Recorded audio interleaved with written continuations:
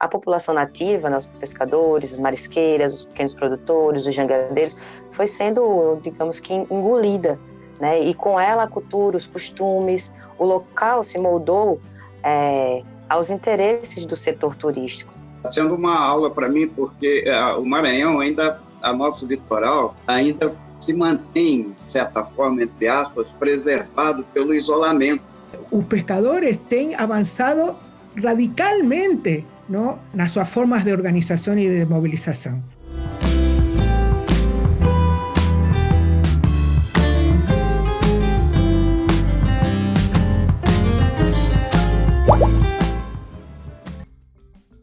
Bem-vindas e bem-vindos à série O Futuro do Oceano 2020, uma iniciativa da Scientific American Brasil e da Cátedra Unesco para a Sustentabilidade do Oceano.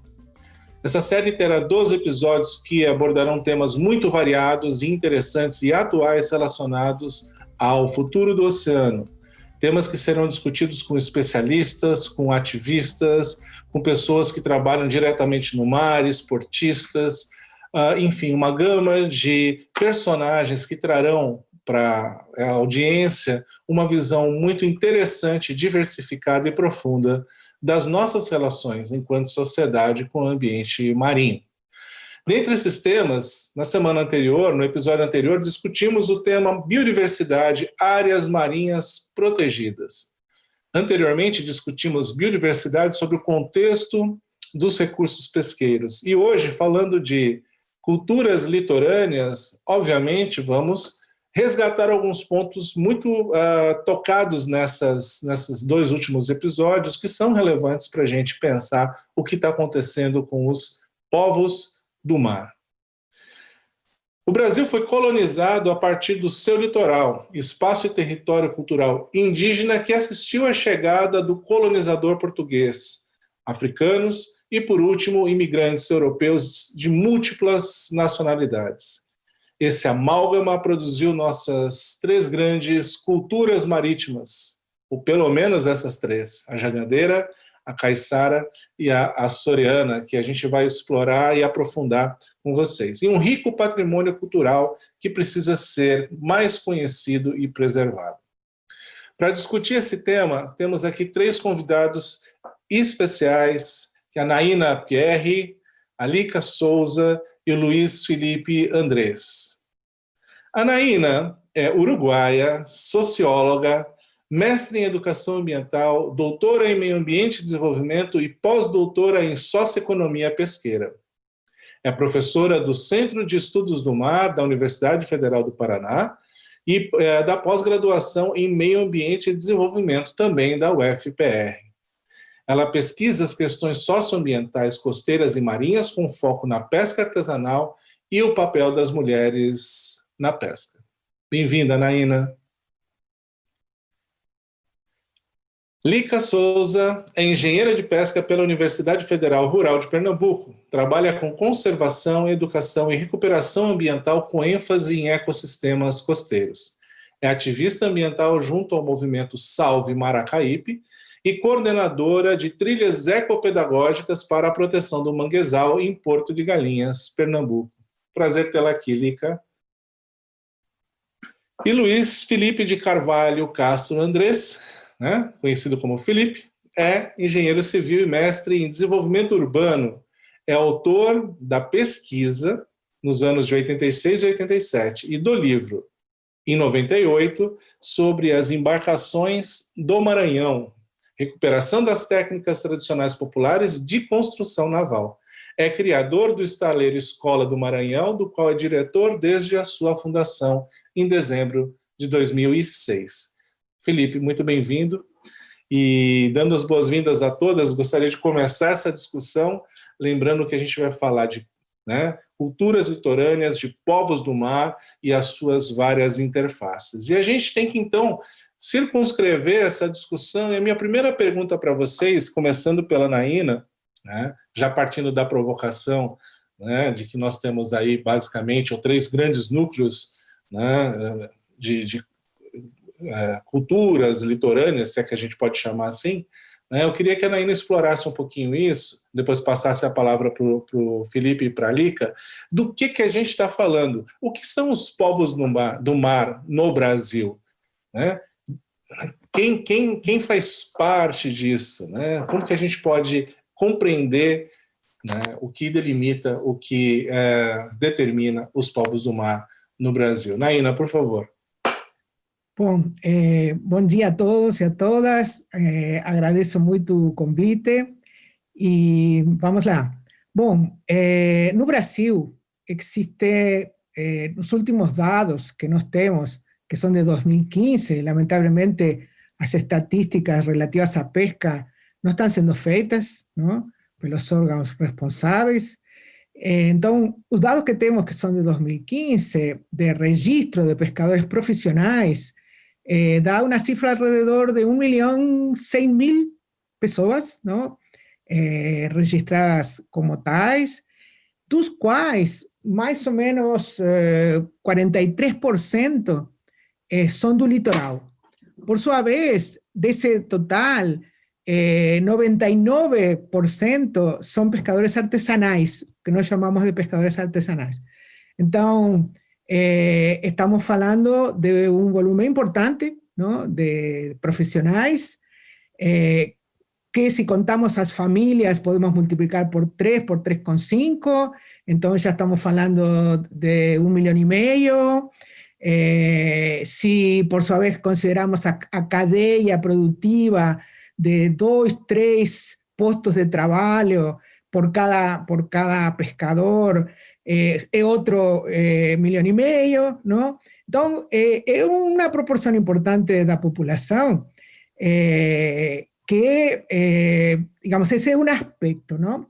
Um outro aspecto é o fato de que eles são responsáveis pela produção da maior parte do pescado que se consome no país, não? Ou seja, que é alimento. Então, tem um papel importante na soberania alimentar, e também, digamos, no combate, na diminuição da pobreza, desde que são empregos, não? Um autoemprego, mas é emprego fim. Então, é diminuição da pobreza, é produção de comida rica em proteína, não? Para a nossa população, não? Então, esse é um aspecto. O outro aspecto é o cultural, não? Que eles têm, são populações remanescentes, não? Que têm vivido relativamente isoladas, não? Em distintas regiões, e que têm mantido, têm criado e mantido uma cultura própria, modo de vida, cultura própria, não? Que os caracteriza como uma das populações tradicionais do Brasil, não? Então, como destacou Alexander, há modalidades diferentes, por traços culturais diferentes, por processos históricos diferentes, não? Então, a gente tem no Nordeste, que concentra a maior parte dos pescadores artesanais e também a maior parte da produção, não? Estão os chamados jangadeiros, porque utilizam a jangada como embarcação, não? Descendo para o sul estão os caiçaras, não? Que se denomina populações que têm atividades agrícolas combinadas com atividades de pesca, nem que a atividade agrícola vai diminuindo e vai predominando ou sendo plenamente só de pesca, e mais ao sul, com influência de imigrantes açorianos, não? De uma região de Portugal, temos os chamados açorianos, não? Então, que é mais Santa Catarina, enfim. Então, isso são traços culturais específicos relativos a processos históricos de cada uma dessas regiões, não? E que têm suas particularidades, tanto en formas de pescar, obviamente, especies salvo, ¿no? E formas de organização de sua vida. Como a professora Naina Pierre vem vem falando, né, é uma cultura muito específica, né, fruto desse modo de vida aqui na região costeira. Bom, eu acredito que boa parte dos problemas ambientais, né, da região costeira está relacionada com a concentração populacional, com a ocupação desordenada desse espaço, né, e também é um modelo de desenvolvimento historicamente posto a essas regiões costeiras, né. Esse processo de urbanização do litoral, né, ocorre, né, pelo menos aqui em Pernambuco, desde a década de 70, e aí gerou consequências, muitas distorções e consequências socioambientais, né, que descaracterizaram, digamos assim, a cultura raiz, a cultura local. Desde a expulsão de seus habitantes, da população, pescadores, pequenos produtores, que foram ficando cada vez mais à margem, assim, né, da praia, foram construindo suas moradias cada vez mais próximas à margem dos rios, em áreas de mangue, de estuário, né. Esse processo resulta numa contínua degradação dessas áreas naturais, né, desmatamento, do aterro. Então, é esse processo, assim, histórico que vem descaracterizando, digamos assim, né, essa nossa preocupação com a cultura litorânea, né, com a cultura dos oceanos. Como o professor Alexandre colocou, daqui a pouco a gente vai ter uma cultura litorânea sem as pessoas, né, nativas morando e vivendo, por conta desse afastamento, dessa marginalização desses povos. Felipe? Olá, bom dia a todos. Agradeço pela oportunidade de estar aqui trazendo uma notícia. E eu estou vendo assim já agora com uma certa felicidade que eu tenho trabalhado há 43 anos aqui no Maranhão, ligado a essa atividade de construção de barcos tradicionais, né, da tradição. E lembrando que o Maranhão também nasceu do mar, nasceu não, esse período, né, após o processo de colonização europeu, ele se inicia através do mar, das navegações.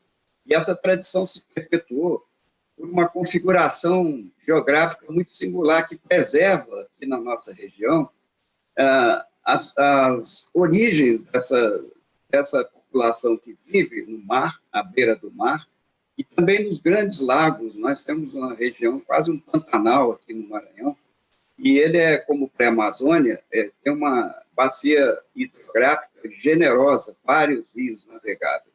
Então, não é só no litoral. A população maranhense pratica a convivência com o meio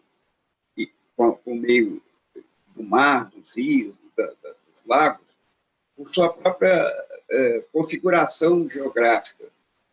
E é muito preservado, né, comparando com o restante do litoral brasileiro, porque exatamente pela impossibilidade de construir rodovias à beira-mar.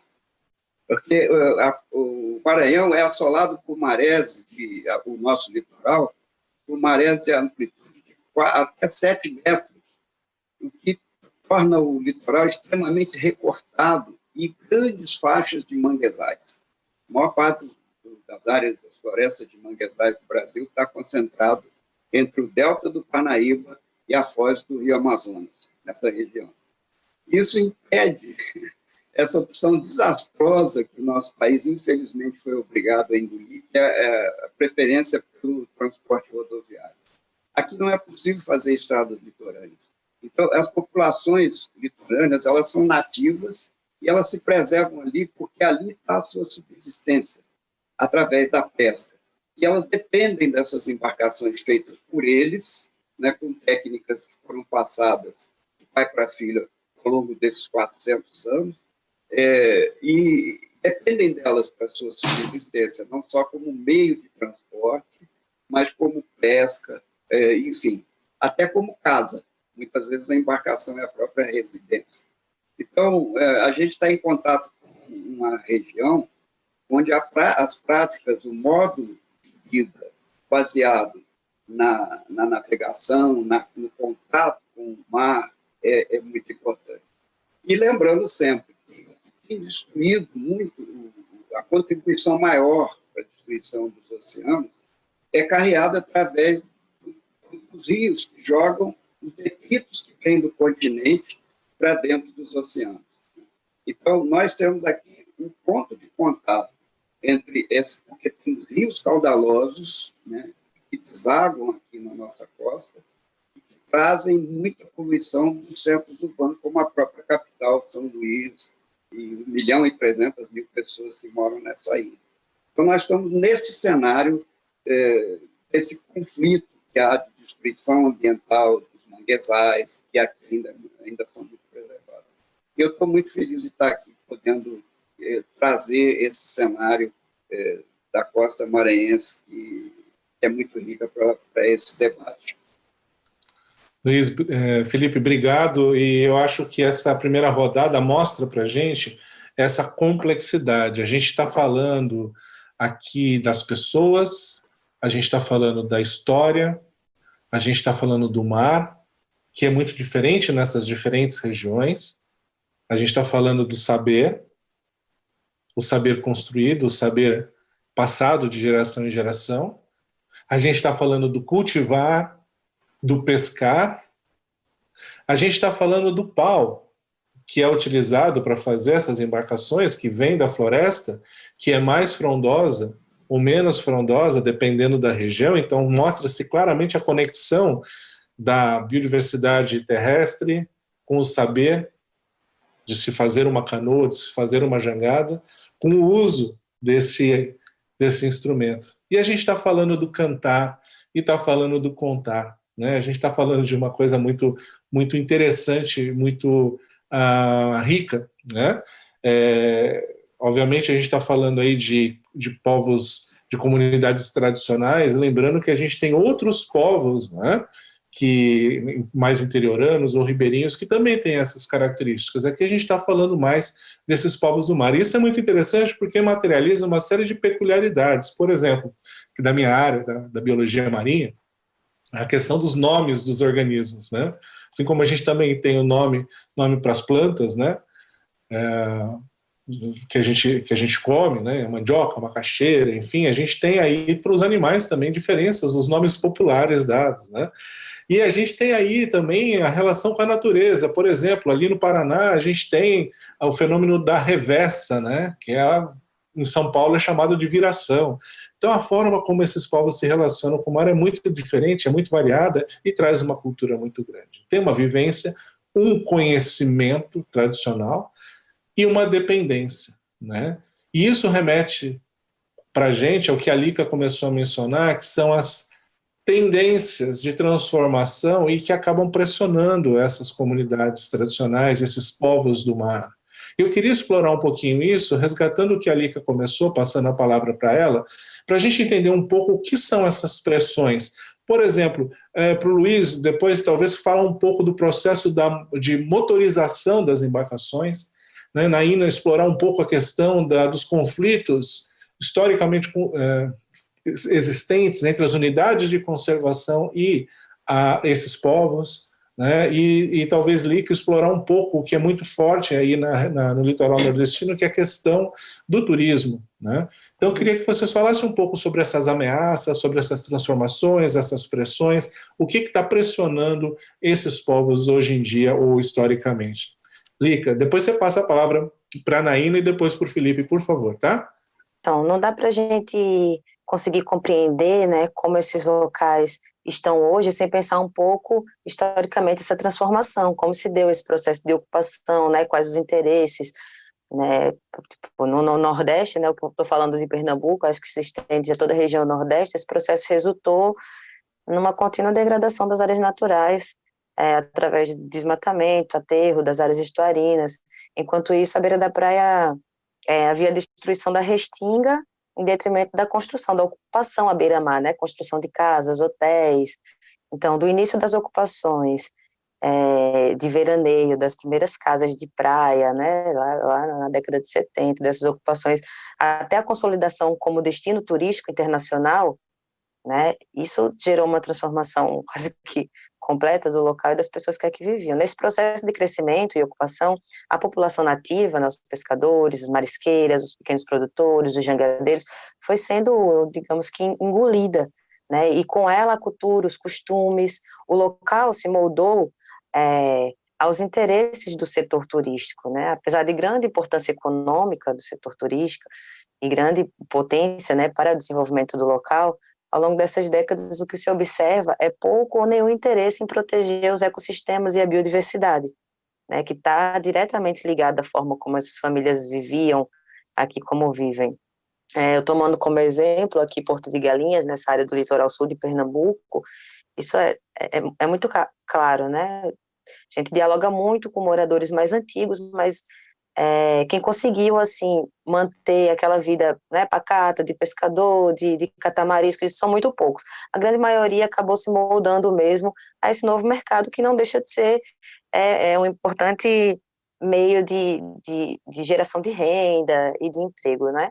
Só falta mesmo essa questão da preocupação com a gestão da ocupação dos espaços, ocupação, né, do solo, qual é o modelo, né, de turismo que foi implementado aqui, e não só isso, porque também tem todos os outros impactos, que também é uma região portuária, uma região industrial, toda próxima, então são todos os impactos de uma vez, né? A gente já sabe que tudo o que a gente faz na cidade, também no continente um pouco mais distante, acaba parando no oceano, e o modo de vida aqui também, na própria região costeira, nessas cidades, agrava ainda mais essa situação.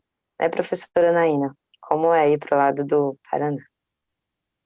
Em verdade, os pescadores artesanais que estão espalhados, ¿no?, ao longo de nossa costa, eles vivem em diferentes modalidades, ¿no? Então, muitos em comunidades, pequenas comunidades relativamente isoladas, mas também vivem em bairros, ¿no?, urbanos de cidades maiores ou menores, ¿no?, en áreas más turísticas, ¿no?, o menos. Então, eles são objeto de muitas pressões, ¿no?, que principalmente, digamos, ameaçam seus territórios, tanto de terra propriamente como de mar, ¿no? Então, são o avanço dos portos, das indústrias, do petróleo, da própria maricultura, dos parques eólicos. Então, são muitos processos que, a depender da fase, digamos, da economia, alguns se sobrepõem a outros, ou alguns se intensificam mais que outros, mas que cada um deles, ¿no?, constituye una amenaza o ya de fato, ¿no?, expulsa a populações de seus territórios e ao expulsá-los de seus territórios, desestrutura sua vida, tanto em termos econômicos como em termos culturais, ¿no? Isso sim, são processos, por decir así, como, ¿no?, que son como una onda, ¿no?, que va llegando. Más existen procesos, vamos a decir, permanentes también, de otra índole, que es el fato de que a situación de relativa de desatención do Estado, de marginalización, de pobreza, de, digamos, incertezas en términos de renda y demás, leva muchas veces a los propios pescadores a buscar otras fuentes de trabajo, ¿no? Entonces, ese es un proceso, una especie de drenaje, ¿no?, permanente, de pessoas que saem da pesca, ¿no?, por ese fato. A veces no saem definitivamente, sino que utilizan eso como una estrategia, mesmo até para se manter en cuanto pescadores, ¿no? Mas, entonces, constituye como socioeconómicamente formas híbridas, ¿no?, en que por un lado son productores, digamos, mercantiles de pescado, y por otro lado son asalariados o semiasalariados, ¿no?, en distintos sectores. Entonces, a proximidade da cidade, a proximidade do turismo, ¿no?, fazem com que ese proceso seja mais facilitado, ¿no? En relación a lo que me preguntó Alexander, das unidades de conservação, unidades de conservação de todo tipo, ¿no? Então, as unidades de conservação mais problemáticas para as populações costeiras, não, tradicionais, são aquelas mais severas do ponto de vista da conservação, não? Que resultam excludentes de presencia humana, ¿no? Particularmente los parques, etc. Porém, muchas veces se implantaron donde ya existía población humana, ¿no? Entonces, y hay formas de implantación, muchas veces no fueron participativas, no hubo consultas, fueron, digamos, autoritarias, ¿no? Tecnocrático-autoritarias. Entonces, eso geró muchos conflictos, ¿no? Y situaciones muy difíciles, ¿no? Para esas poblaciones que, ainda que sean toleradas dentro de un parque, viven con una espada de Damocles encima de la cabeza, vigiadas, ¿no? Y ameaçadas de expulsión. Mas eu vou dizer que esses processos, ¿no? No son los más recentes, ya son antiguos, ¿no? A ameaça mais recente que tem a ver com unidades de conservação é nas unidades de conservação que são mais includentes dos pescadores, como são as reservas extrativistas marinhas, não? Que a reserva extrativista é modelo de unidade de conservação que pensa em manter não somente os recursos naturais, não? Como as populações, ¿no? Y se hace un arranjo de una modalidad de uso dos recursos para darle sustentabilidad tanto a esos recursos como a propia población. Entonces, son una figura muy querida y conquistada por lutas socioambientales, ¿no? Comenzando por Chico Mendes, lá en Amazonia. Entonces, esas unidades de conservación, por ejemplo, ¿no? Son hoy objeto de ameaças de formas de privatização, não? Que não é assim uma privatização totalmente formalizada, legalizada, não? Mas se está buscando essas formas, porque nós estamos vivendo um processo onde se estão mudando, as leis começam por não se cumprir ou não se cumprir muito, digamos, não plenamente, e depois vão mudando. Y lo que está pasando es que se va rebaixando. Entonces, una de las formas en que eso está aconteciendo es un avance de privatización de áreas de conservación ocupadas, digamos, con poblaciones costeras de pescadores, y eso es muy grave. Olha, essa está sendo uma aula para mim, porque o Maranhão ainda, a nosso litoral, ainda se mantém, de certa forma, entre aspas, preservado pelo isolamento, né, dessa região, que foi muito objeto da atenção dos colonizadores, quando a maior parte, não, exclusivamente o acesso era feito através das navegações.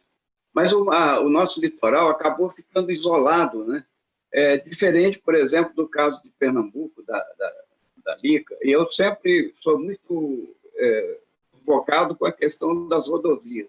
Porque se a gente olhar o nosso litoral desde o sul, né, de Torres, lá no Rio Grande do Sul, subindo, você tem uma estrada litorânea que acompanha.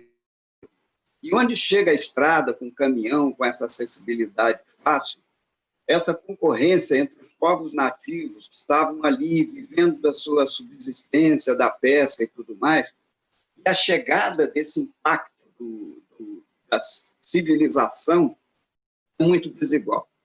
Eu tenho um exemplo só aqui, pertinho, onde acontece isso de forma pontual, que é na foz do Rio Preguiças, na famosa Parque Nacional dos Lençóis Maranhenses, onde surgiu um paraíso do kitesurf. Ora, a chegada de europeus e americanos, que vêm diretamente, eles desembarcam no aeroporto de São Luís e correm para esse point lá de Atins, que era uma colônia de pescadores que viviam isolados ali na sua vida, na sua economia de subsistência.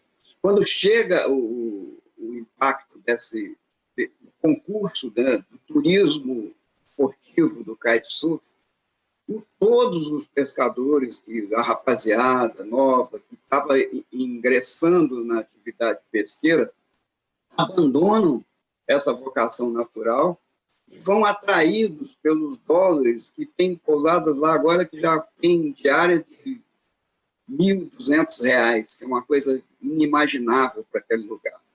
E aí há esse desvio que a Naina e a Lica acusaram, que já acontece, né, nos seus respectivos litorais de Pernambuco, do Nordeste, da Bahia, onde há estradas litorâneas. Chega esse impacto dessa concorrência com o turismo, que traz o dinheiro na mão, e aí a rapaziada abandona lá em Atins, está sofrendo esse problema. Agora você procura peixe, o próprio turista já não encontra mais, porque todos os pescadores estão trabalhando como serviçais desse turismo rico, né?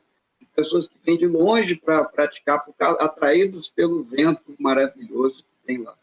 Então, isso é um alerta, né? Porque, embora nós estejamos protegidos pelas florestas de manguezais, e nesse ponto as áreas de proteção são boas, porque protegem mesmo dessa invasão, e a impossibilidade de construir estradas também é um recurso natural. Mas, mesmo assim, a produção do pescador não é nada. Eu acho que a Naina tocou num assunto que eu gosto de mencionar muito, em função do modelo de economia, que eu acho que não é completamente sobreposto à vontade, inclusive local, parecem verdadeiras intervenções brancas, que investem bilhões e bilhões de dólares, por exemplo, na mineração, e que passam por cima dessas comunidades tradicionais como um trator.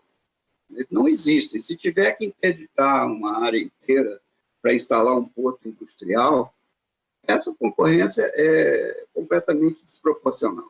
Não há defesa para essas comunidades, porque o turista, por exemplo, chega com dinheiro na mão ali, e o menino que era pescador abandona o seu esforço da pesca e vai carregar a mala para o turista, vai entrar a droga junto, e vem, entendeu? É um desastre, é uma tragédia quando a droga chega nessas comunidades. E, de fato, esse encontro, proporcionado pelo modelo de economia com essas comunidades, e comparo com o impacto que nós tivemos um verdadeiro genocídio com os nossos habitantes originais, né, os povos indígenas, ao receberem o impacto da colonização.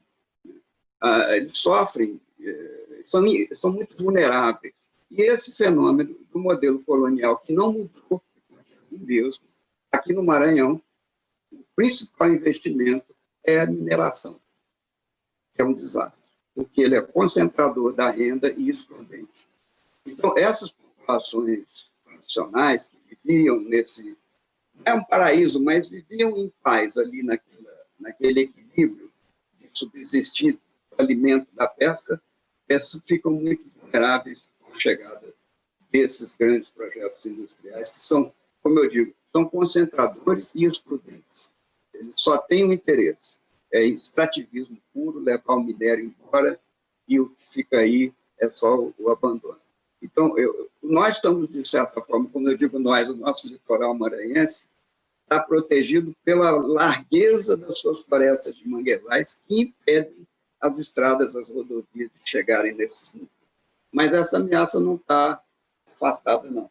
E tem esse paradoxo que a Lica falou, que é, ao mesmo tempo, bem-vindo como fonte, geradora, tem indústria sem chaminés, mas que tem esse outro viés que é também predador e destruidor, infelizmente, né? E tudo isso tem que ser regulado pelas leis, porque o ser humano não se controla muito. Se ele não tiver a lei ali e não tiver o cumprimento da lei, nós vamos ter um desastre se expandindo e aí as últimas comunidades vão ser destruídas. Obrigado, Felipe. Eu acho que essa deixa que você dá é muito clara, é muito lúcida, que a gente está falando de processos econômicos, né? Construindo em cima do que Lica e Naina colocaram, nós temos processos socioeconômicos que acabam colocando numa situação de vulnerabilidade algumas comunidades, ao mesmo tempo em que há uma inclusão, né, dentro desses novos sistemas de produção, há também mecanismos de exclusão, de pressão, né, que acirram essa vulnerabilidade. Obviamente, quando a gente está falando isso, a gente também está falando da questão do meio ambiente, né, da existência de pau para fazer canoa, por exemplo, ou da existência de peixe para poder pescar, ou da possibilidade de fazer a roça num território que era originalmente pertencente a esses povos. Né? Por outro lado, a gente vê arranjos e vê buscas, como a Naina coloca, que são as reservas extrativistas, que buscam, na perspectiva da cogestão, né, do co-manejo, produzir um entendimento que faça sentido para essas comunidades. Por outro lado, a gente fica um pouco aí, me parece, né, que a gente tem uma visão que pode ser chamada, entre várias aspas, tá, de romântica das comunidades tradicionais, e tem uma visão um pouco mais realista, que é como elas lidam, como elas se adaptam ou elas se reinventam nesse cenário de transformação. E uma grande questão é como isso acontecer sem perder esses laços, sem perder essa tradição que a gente está colocando, esses conhecimentos. Né? Eu queria abordar três temas específicos com vocês. Um deles, e eu vou deixar a Naina para falar no final porque eu queria que ela desse um destaque a essa questão, tá? Mas eu queria primeiro falar com a Lica a respeito da questão do turismo, que foi mencionada já, mas eu queria desenvolver um pouquinho isso em relação ao tipo de turismo. Se falou recentemente aí da ideia da região da Baía de Angra dos Reis virar, da Ilha Grande, né, virar um novo Cancún, né, um Cancún brasileiro, né? E aí eu lembrei da música do Gilberto Gil, com a letra do Caetano Veloso, que falava que o Haiti é aqui, né? E a música, numa determinada parte, fala: o Haiti é aqui, o Haiti não é aqui. E daí eu lembrei, né? Cancún é aqui ou Cancún não é aqui, né? Porque Cancún pode ter um aspecto positivo, mas tem vários aspectos negativos, né, que a gente precisa conhecer num modelo de desenvolvimento econômico que seja inclusivo. Eu queria que você abordasse um pouquinho isso. Luiz, eu queria que você falasse um pouquinho mais sobre essa questão da relação da natureza com a construção naval, né? E a questão desse conhecimento que você está fazendo um trabalho magnífico, maravilhoso, há muito tempo, de resgatar e criar mecanismos de perpetuação desse conhecimento construtivo das embarcações e como isso está se perdendo, né? E, Naina, eu queria que você falasse um pouco sobre a vulnerabilidade dentro da vulnerabilidade. Queria que você falasse das mulheres, porque se essas comunidades, né, se esses povos estão vulneráveis, as mulheres dentro desses povos, elas estão vulneráveis ao quadrado, né? Assim, elas têm um agravamento dessa questão. Eu queria que você explorasse um pouco isso, porque essa é uma questão muito, muito sensível. É importante que as pessoas compreendam essas particularidades que são tão graves ao longo do nosso litoral. Então, eu pediria para a Lica, depois Felipe e depois Naina, para falarem sobre esses temas, por favor. Sim, professor, então, tudo perpassa por esse modelo mesmo, né? Esse modelo de turismo que é desenvolvido. Bom, eu imagino, porque tudo começou com um passeio de jangada, né, das jangadas que já eram utilizadas pelos povos aqui para pescar e tudo, e é um passeio muito lindo. Vocês sabem que as águas aqui no Nordeste são azuis, cristalinas, né? Temperatura bem agradável durante todo o ano, então a questão das estradas, como o professor Luiz bem colocou, não poderia ser diferente, né? O problema todo está também na questão da gestão desse lugar. O plano diretor, né, do lugar da região não coloca o lugar como uma área com grande potencial turístico em áreas naturais, que precisa ser preservado, um local para se tornar um parque de preservação, né, com esse potencial.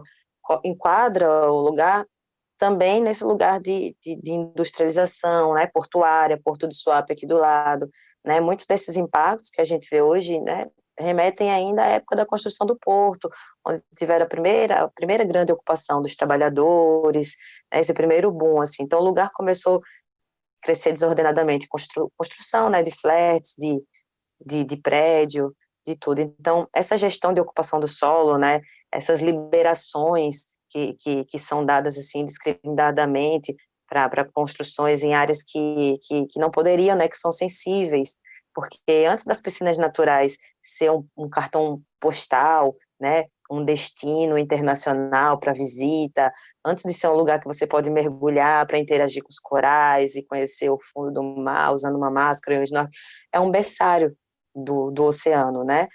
Antes de ser para que a gente usufrua, é um berçário, é um local onde várias espécies estão lá na sua primeira forma de vida, né? É um lugar que leva muito tempo para se regenerar, para se readaptar quando é agredido, quando é, né?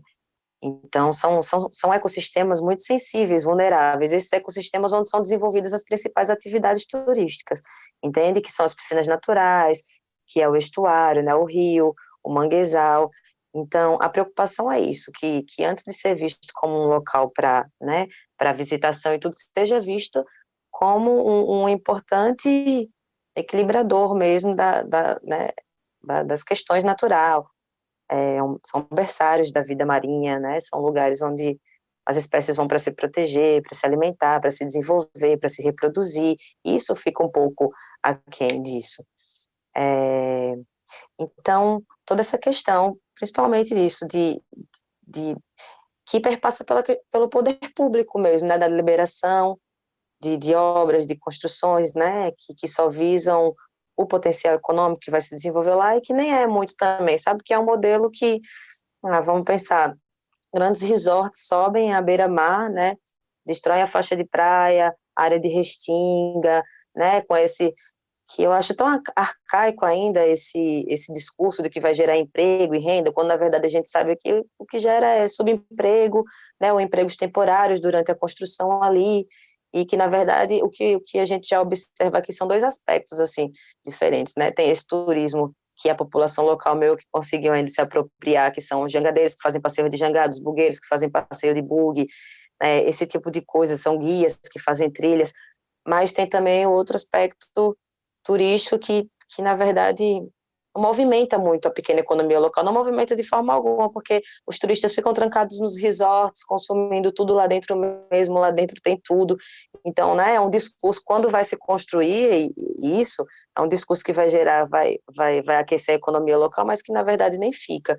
O que a gente tem visto muito é os espaços públicos, assim, meio que já com esse outro tipo de turista, né, muitos prédios, flats, subindo, então as pessoas alugam mensalmente, isso quebra a economia local, que se baseia nas hospedagens das pequenas pousadas, dos hostels, né, dos pequenos restaurantes, bares. Então, né, tem esses dois modelos, assim, de turismo, que tem esse potencial econômico, mas precisa ser acessível, precisa ser, né, o local precisa vender essa experiência mesmo, de conhecer o lugar, as áreas naturais como são, né, o modo de vida das pessoas, a cultura, tem muita coisa aqui muito incrível, com potencial turístico muito rico e que é engolido pelas grandes corporações, né, por esse modelo todo. Eu acho que a questão é bem essa. Comparando, eu conheço lá em Pernambuco, já fiz vários, eu fiz o parecer de tombamento do registro do frevo, quando foi patrimônio nacional, depois do Caboquinho, enfim, manifestações culturais muito genuínas, né, de Pernambuco. Enfim, e aí acompanhei um pouco isso que você descreveu. A gente está um pouco protegido disso pela configuração geográfica das florestas de manguezais, que afastam o interesse desses grandes empreendimentos industriais. Eles estão focados na extração do minério e levar esse minério embora, que passa pelo Porto de São Luís. O que aconteceu conosco é que quando eu, como mineiro, que não tem mar, né, nasci em Minas, eu de nostalgia, apaixonado pelo mar, eu vim morar aqui, eu fiquei muito encantado logo no primeiro dia com a beleza das embarcações tradicionais, com as velas coloridas, que na época, quando eu cheguei, eram muitas aqui no Porto de São Luís.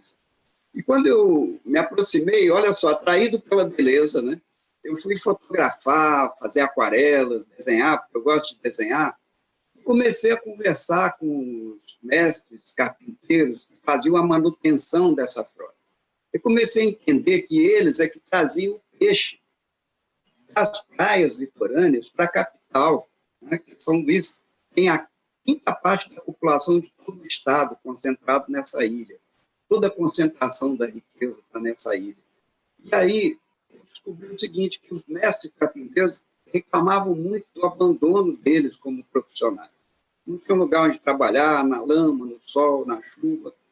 E quando fui para o litoral, como engenheiro, para construir uma subestação de energia elétrica na região que não tinha energia elétrica ainda, eu descobri o outro polo dessa chegada deles aqui na ilha, de onde eles partiam, trazendo o peixe para abastecer, o alimento que foi mencionado, né, pela Naina e pela Lica. Os pescadores que abastecem as cidades de peixe, que é um alimento prodigioso. E aí eu fui ver que eles eram abandonados. Eu falei, como assim?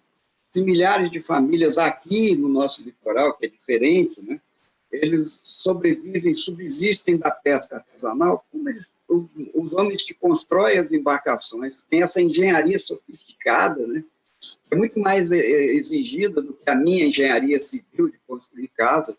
Construir uma embarcação é muito mais exigido como perfeição de projeto do que uma casa. E aí, como eles podem ser abandonados? E aí veio a ideia de fazer uma pesquisa, uma FINEP, há 38 anos, e essa pesquisa confirmou que esse conhecimento, que era transmitido de pai para filho, da arte de construir embarcações, que era meio de subsistência dessas milhares de famílias que viviam isoladas nessas regiões litorâneas, estava ameaçado de desaparecer, porque o jovem, olha só, atraído por outras atividades que o modelo de economia oferece de ganho mais imediato, abandonam completamente a vocação natural que era do seu pai, do seu tio, do seu avô, de construir embarcações. Então, essa ciência verdadeira, essa engenharia sofisticada estava ameaçada. Embora ainda no nosso litoral aqui, milhares de famílias continuem dependendo da construção de embarcações artesanais. E daí veio a ideia de criar uma escola onde o velho mestre é tratado com respeito, como doutor, como professor, é remunerado para transmitir esse conhecimento. Uma escola bonita, sou suspeito para falar, mas é como estratégia para que ele voltasse a ter vontade de ensinar, saísse daquele sentimento de rejeição, de depressão, e também para que o jovem, vendo que é uma escola bonita, que tem computador, que é muito importante, ele voltasse a ter interesse em aprender esse ofício. A preocupação inicial foi essa. Mas aí, através disso, é que eu descobri a tragédia que é um modelo de economia que é do mesmo, igualzinho ao período colonial. Os portugueses vieram aqui para tirar a riqueza e levar, para fazer os ingleses que tutelavam os portugueses, que conduziram a família real na fuga de Napoleão para o Brasil, né, quando a família real veio se instalar aqui, os ingleses estavam de olho no ouro, na prata, nas riquezas nossas. E esse modelo continua vigindo no nosso país. Isso que a Lica falou, da exploração do turismo, esse turismo dos grandes resorts, dos grandes hotéis, é muito predatório para nós. Ele não deixa riqueza, ele só propicia subemprego. Infelizmente, em poucos exemplos eu tenho visto isso aqui. Esse é o problema. É um modelo de economia que ninguém consegue contrariar, nem o presidente da República. Ninguém consegue mexer nisso. Ele é, como diz, concentrador e excludente, e passa por cima das nossas comunidades tradicionais como um trator. Ignora completamente, não existe para esse modelo de economia. O porto de exportação de minério que ocupou uma praia inteira da ilha de São Luís. Infelizmente, esse é o modelo que existe até hoje, que é um modelo igualzinho do período colonial. Obrigado, Felipe. Muito bem colocado. E eu queria que a Naina agora fizesse essa abordagem sobre as mulheres, né, para a gente poder depois ter uma rodada final para a gente pensar o que a gente está perdendo, né, quais são os valores, quais são as riquezas que a gente está perdendo dessas culturas litorâneas e como a gente caminha para o futuro. Então, Naina, depois que você terminar essa sua fala, eu já vou manter a fala com você para a gente continuar falando disso, tá? Bom, a questão das mulheres na pesca. Do punto de vista cuantitativo y un reconocimiento oficial que siempre es menor, digamos, que a realidad, digamos, siempre se reconoce menos de lo que realmente es. En ese registro de pescadores profesionales que a gente tiene os dados de 2015, 46% son mujeres, ¿no? 46%, é quase a metade.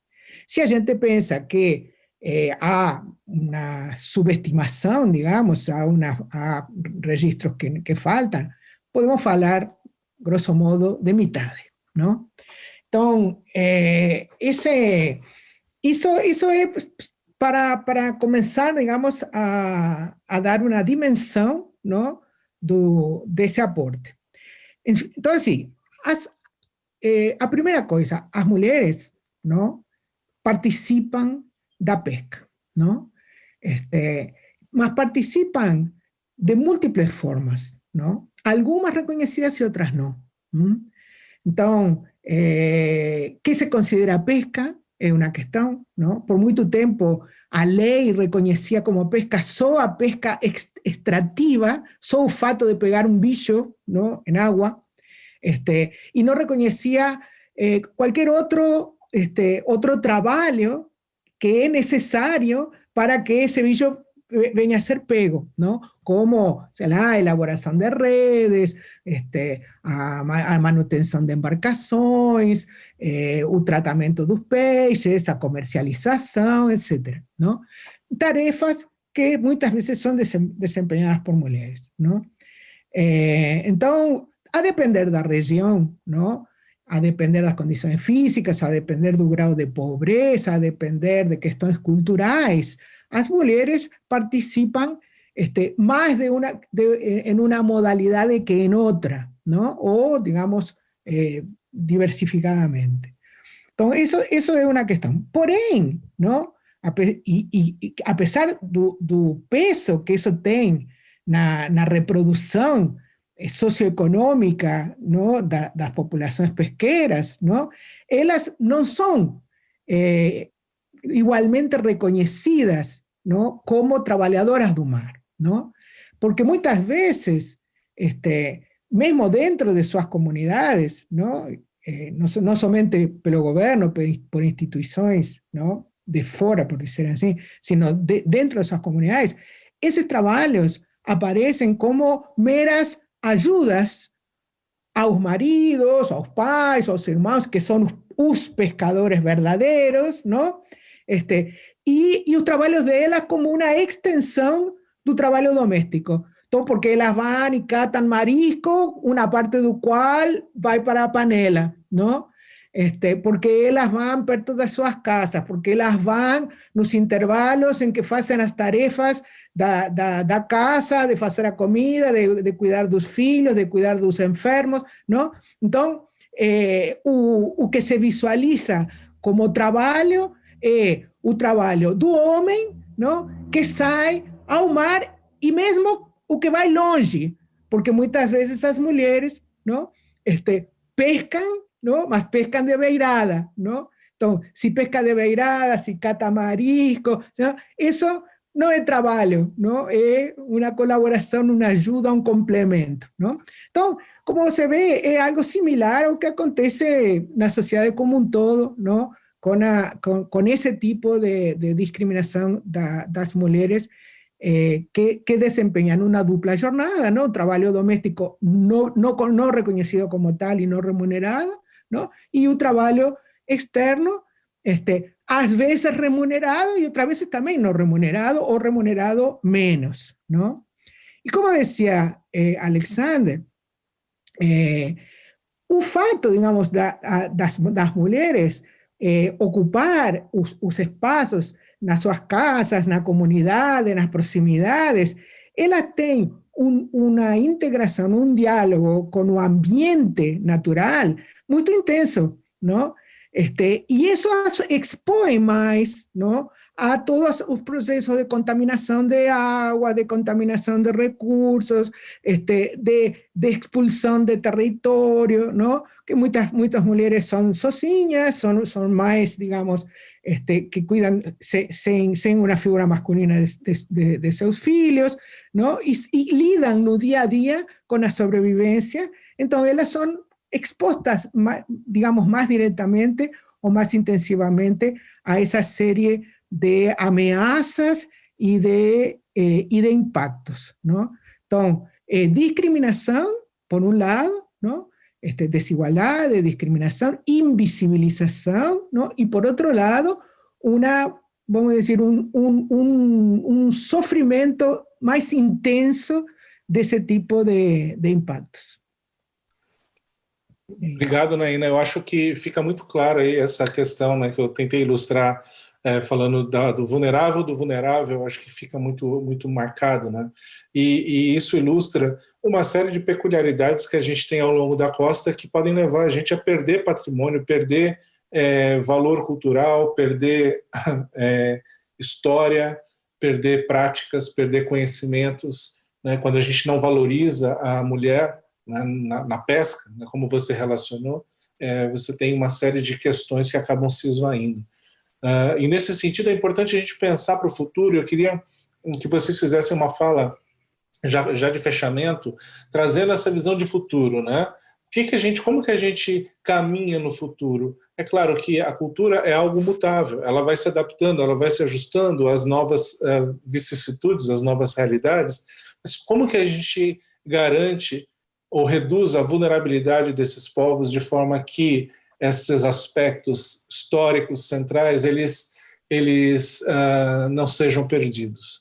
Então eu queria começar com a Naina, depois Felipe e finalizar com a Lica, e já pediria que vocês dessem uma mensagem final para a audiência em relação ao que vocês estão trazendo. Por favor, Naina, Felipe e Lica. Eu vou complementar o que estava falando, porque me parece que esqueci um par de elementos que me parecem importantes. Um que as mulheres, muitas vezes, elas trabalham em coisas que não são diretamente relacionadas com a pesca, mas isso não as faz menos importantes, porque o dinheiro que elas trazem permite que a comunidade, sua família, a comunidade continue vivendo aí e sendo pescador, não? Então, a reprodução das comunidades pesqueiras é comunitária, não? E nisso as mulheres têm um papel fundamental, não? Bom, e a outra questão é que as mulheres, já faz tempo, têm alto grau de ativismo na defesa das comunidades e na defesa da pesca no sentido geral, não? E foram avançando na compreensão de sua condição de mulheres pescadoras, não? E aprendendo, digamos, a lutar pelo reconhecimento de seus direitos enquanto tais, não? Então, muitas mulheres são muito ativistas, não? Só que elas são ativistas, vamos dizer, somando horas, não? As horas de trabalho doméstico, as horas de trabalho na pesca, as horas de trabalho que não é na pesca, mas que contribui para reproduzir a pesca. Então, elas desempenham uma tripla jornada, não? E essa tripla jornada também, em um sentido, reflete a discriminação. ¿Por qué? Porque é visto como uma tarefa mais, não? Então, a mulher cuida da casa, cuida dos filhos, cuida da comida, não sei o que, então também vai cuidar da defesa do território, também vai cuidar, não? Tipo como um trabalho que elas podem fazer porque tem mais tempo, não? Então, o homem tem que ir lá a buscar peixe para trazer o dinheiro, não? E a mulher tem também que militar, não? Para defender a comunidade. Então, olha só, não?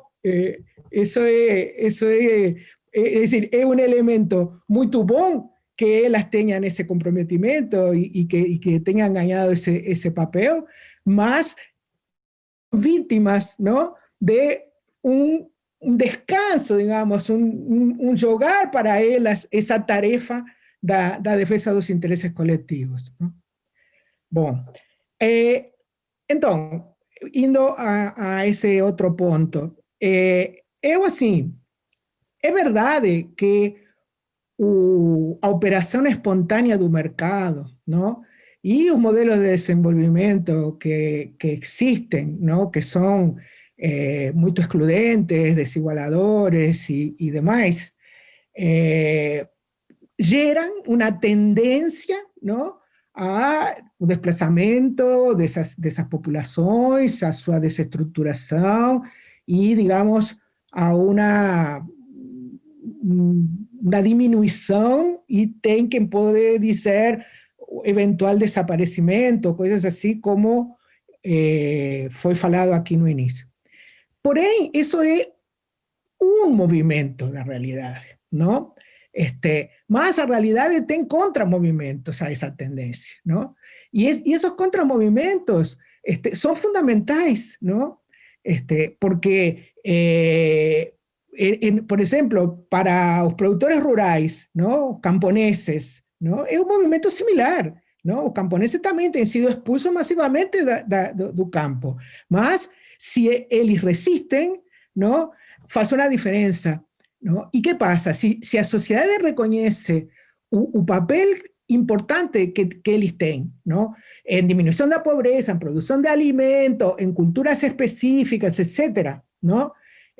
Além dos direitos, ¿no? Direitos humanos que todos os humanos temos, ¿no? Existe a possibilidade, ¿no? E diria a necessidade histórica, ¿no? De defendê-los, eles de resistir, e nós, ¿no? Nós, os cidadãos, ¿no? De apoiar essa resistência, ¿no? E essa resistência os pescadores têm avançado radicalmente, não, nas suas formas de organização e de mobilização. Não? Então, eles têm, em 2006, as mulheres fundaram a Articulação Nacional das Pescadoras, em 2009, 2010, todos formaram o Movimento Nacional de Pescadores e Pescadoras Artesanais do Brasil, não? Que debe ser quizá o único movimiento de pescadores do mundo que se llama de pescadores y pescadoras, ¿no?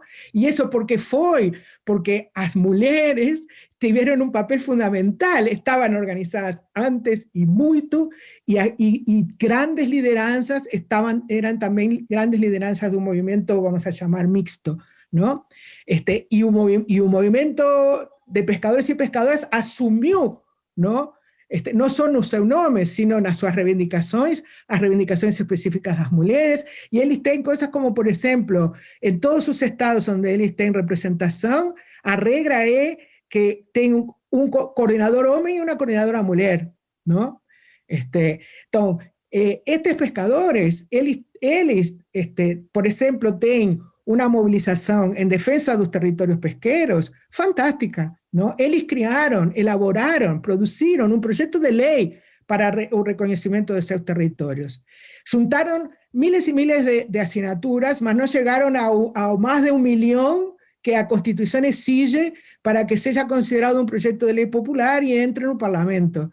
Mas aí eles decidiram, unos meses atrás, entregar no parlamento e o parlamento, depois de passar por uma comissão, já o assumiu como um projeto de lei, não?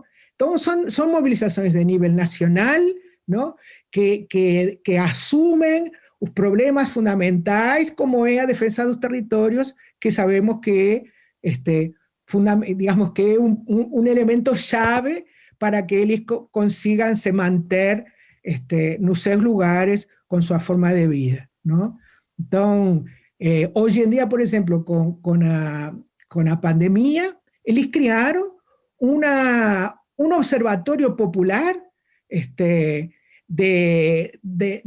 do Covid nas comunidades pesqueiras que funciona desde março e que integra pescadores de todo o país, ¿no? Com organizações de apoio e acadêmicos, E é um espaço não somente em que se informa, se vai sabendo da situação do Covid nas comunidades, sino que se educa, se ensina como se defender, e há todo um processo de elaboração de diferentes medidas de defesa da categoria, além da questão do Covid, não? E é um espaço de solidariedade. E nesse espaço, as mulheres têm também um destaque particular. Por quê? Porque as mulheres não temos vergonha, em geral, de falar da dor. Não temos vergonha de falar da doença e da morte, não? Então, nesse observatório, a maioria são mulheres, não? E elas são tan pronto bravas lutadoras, não? Como choram, não? Então, eu acho assim que a manutenção dessas populações, como outras populações tradicionais do país, os indígenas, os quilombolas, etc., não? Elas podem continuar existindo a depender de sua luta, não? E da solidariedade da sociedade, não? Então, não estão condenadas a desaparecer. É isso. Naina, obrigado. Reconhecimento, respeito, fortalecimento, porque essas comunidades, além de terem o direito de definir o seu futuro, elas sabem onde elas querem chegar. E a gente, então, né, se a gente atrapalhar o resto, né, da comunidade, atrapalhar menos, talvez a coisa flua do jeito, né, que deveria ser. Né? Ou seja, eles têm autonomia para decidir o futuro, né, que eles desejam ter. Felipe, Lica, uma fala para o futuro, por favor, e um fechamento dessa reflexão. Felipe e depois Lica, por favor. Eu tenho uma visão do enfrentamento muito difícil, porque a força desse modelo de economia é muito desproporcional. A gente tem observado isso aqui. Ao mesmo tempo é paradoxal, mas eu vejo que o Maranhão, embora nesse assunto que nós estamos tratando, tenha essa proteção das florestas de manguezais, da atuação do ICMBio com as diversas áreas de proteção ambiental, que também ajudam bastante, mas ao mesmo tempo um estado que sofre muito com os grandes projetos industriais, bilhões e bilhões de dólares, mas que ao final de 60 anos, 70 anos, nós temos os piores indicadores sociais do Brasil, embora seja um território riquíssimo de águas, de terras férteis, e um litoral também muito rico. Porque é um modelo, como eu digo, eu observo igual do período colonial, concentrador e excludente. A professora Naina acaba de, a meu ver, apresentar uma alternativa que a gente tem adotado na nossa modesta capacidade aqui, que se trata de uma luta de cada local, de cada região, da organização desses grupos para resistir a essa força. A Lica falou muito do turismo, que é um turismo predatório, não tem dúvida. Esse modelo de Cancún, esses grandes resorts, as coisas que vêm com transatlânticos cheios de turistas, só deixam ali, só dão um subemprego, só deixam ali o lixo e vão embora. Então, nós compete discernir entre a diferença em que é um turismo que respeita as culturas locais e não aceitar e evitar o turismo predatório, mas isso é uma política que tem que ser defendida por nós aqui dentro, porque se deixar, vem mesmo, se deixar a porteira aberta, vem, carrega tudo, deixa o lixo e nós vamos ficar só com prejuízo. Então, isso a professora Naina falou, a organização desses grupos. A pesca tem um histórico interessante, que foi a criação das áreas, como é que chama, das colônias, que vem desde lá de trás. Isso deu aos pescadores um certo sentido de organização, eles são capazes de se organizar para um modelo que vem lá de trás das colônias de pesca. Já os construtores navais não tinham isso, por isso estão mais ameaçados. Então, eu acho que essa é uma luta pontual de cada região tem suas peculiaridades, suas ameaças. Ela falou da questão das mulheres, que tem um papel transcendental, importantíssimo nesse processo, Então, eu acho que a mensagem da professora Naina é uma mensagem de otimismo, que há uma esperança, embora seja uma luta muito desigual, preservar a nossa identidade através desses povos tradicionais que estão isolados e que depois vão sendo vilipendiados por essa invasão do capital brutal, né, e desproporcional. Então, eu gostei muito da proposta dela, e é isso que nós temos procurado fazer com o Estaleiro Escola, associando a questão com a questão ambiental. A nossa escola tem curso de educação ambiental, porque isso é um argumento muito forte, que ameaça todo mundo. Então, ele serve de bandeira para reforçar essa luta em defesa dessas tradições, do que você mencionou, Alexandre Freire, e também o Nassari, o Alfredo Nassari falou, que é a questão da paisagem cultural. É um conceito importantíssimo para envolver toda essa questão, a questão da paisagem cultural. Meio ambiente, conhecimentos tradicionais, economia de subsistência, juntos para sobreviver, para resistir a esse ataque.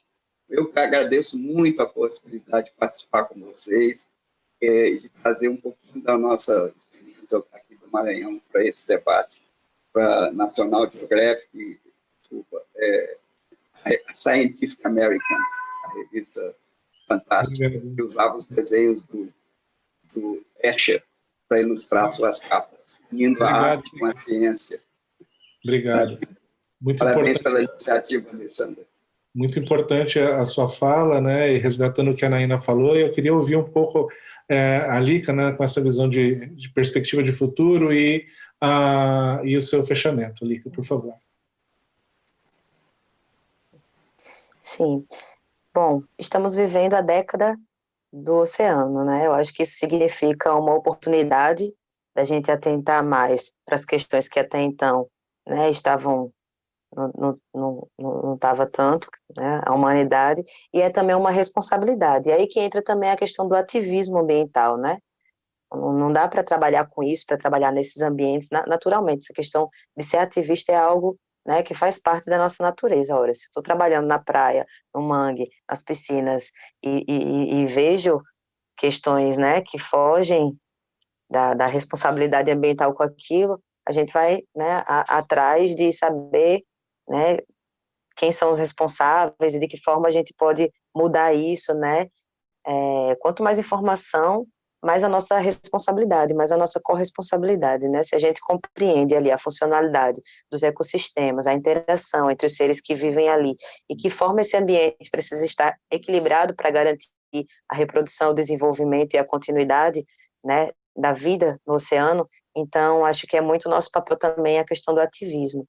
Então, desde né, no caso aqui falar do arraçoamento de peixes nas piscinas naturais, embarcações a motor subindo o rio, adentrando o estuário, né? Então a gente levanta essa bandeira e puxa essa luta de que não pode, o ambiente não resiste, não pode ser assim, a gente, né, corre o risco, porque a gente precisa que a atividade econômica seja também sustentável, e a atividade econômica só é sustentável se o ambiente, né, se o meio ambiente também, né, se as atividades desenvolverem essa questão da sustentabilidade, senão que a gente vai presenciar a degradação completa, né, do lugar, os grandes empreendimentos simplesmente se mudam para as próximas praias, né, e a população local fica míngua no ambiente degradado, poluído, violento, né, sem potencial de desenvolver qualquer atividade econômica. Então, a nossa preocupação é essa, a mensagem que a gente sempre gosta de deixar é a importância do agir local pensando global,